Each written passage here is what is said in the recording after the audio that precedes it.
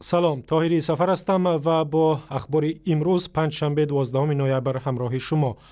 مقامات تاجیکستان یک افسر روس را که به قتل شاعره جابر و دختری تاجیک متهم می شود به یک بازداشتگاه وزارت عدلیه در دوشنبه انتقال دادند.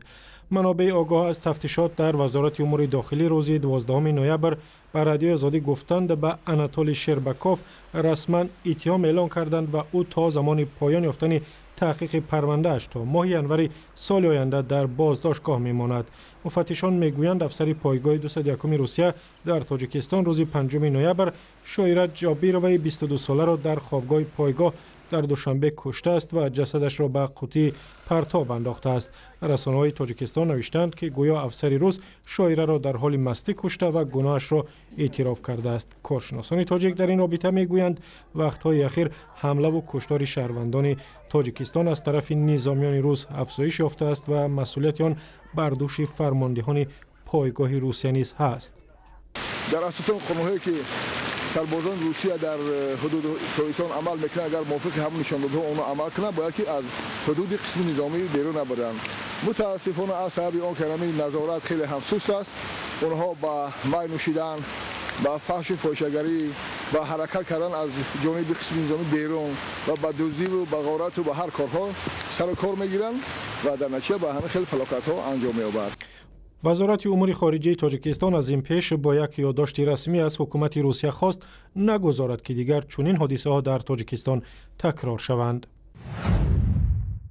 امامعلی رحمان رئیس جمهوری تاجیکستان ضمن سفرش به اسلام آباد با نواز شریف نخست وزیر پاکستان همکاری‌های دوجانبه را بررسی کرد. در جریان این سفر بین تاجیکستان و پاکستان 8 سند نو به امضا رسید که از همکاری‌ها در سایه انرژی تا همکاری‌ها در راه مبارزه با جنایتکاری و تروریسم را در بر میگیرد. دو رهبر در یک نشست خبری مشترک در اسلام آباد در روز 12 نوامبر گفتند که همکاری‌های پاکستان و تاجیکستان در سالهای اخیر تقویت یافته است ولی امکانات زیاد برای گسترش دادن این همکاری‌ها موجود است.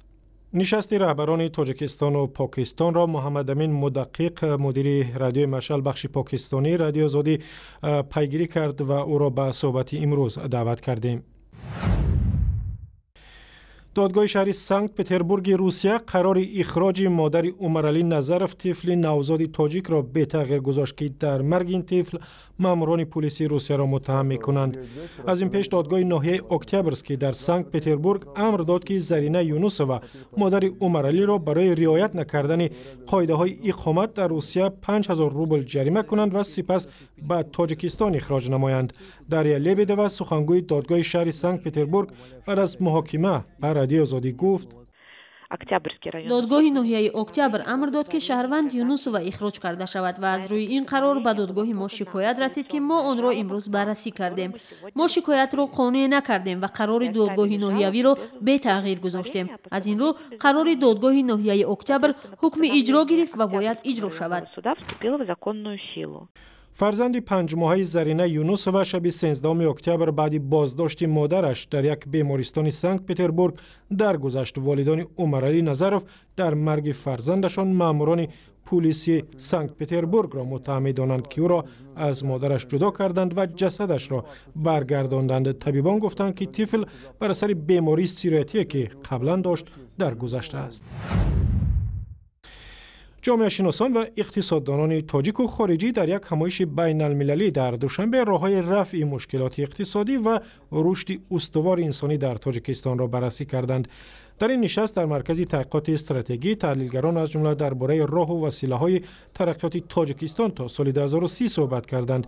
در این نشست بانک جهانی یک پژوهش را معرفی کرد که نشان داده است با وجود بحران در روسیه مهاجران تاجیک به خانواده‌هایشان به حد میانه در 2 ماه از 7 تا 12000 روبل می‌فرستند. ما مسئله کلیدی رو در تامین نمودنی مکانیزم کمپلکسی حل مسئله رشد انسانی دیده ایستادیم و در این چارچوبه ما هم بستگی فعالیت رو هم در سوی معارف، تندرستی، حفظ اجتماعی، فرهنگ دیده ایستادیم. در این نشست گفته شد با وجود بحران اقتصادی در روسیه و کم شدن پول مهاجران بسیاری از خانواده‌های پرسیده شده در تاجیکستان گفتند که زندگیشان تغییر نیافته است و یا کمی بهتر شده است. در شهر قرغن‌تپه نخست نمایش فیلم هنرمندان ولایت ختلان با نام اسرار تقدیر برگزار شد که داستان تلخ یک دختر یتیم را نقل می‌کند. فیلم درباره عشق، خیانت و زندگی سختی زلیخا است که او از سر می‌گذراند و در عین جوانی می‌فوتد. فیلم را صبح 12 نوامبر نمایش دادند. این اولین فیلم کارگردان جوان ختلانی ظفری ولی است. من برای خودم، برای همه اونهایی که در این کار دست داشتن موفقیت میخوام و با لرزه پیش از فیلمی یعنی احساسم بیان میکنم. مبارک شد. نقش‌های اساسی را در فیلم قربان صابر، مهرنیسا حاجیبایو و دیگر هنرمندان ختلانی بازیدند و اخباری از این هم بیشتر در وبسایت رادیو آزادی، در صفحه های ما در فیسبوک، توییتر و یوتیوب و هم زمینه رادیو آزادی برای تلفن های همراه.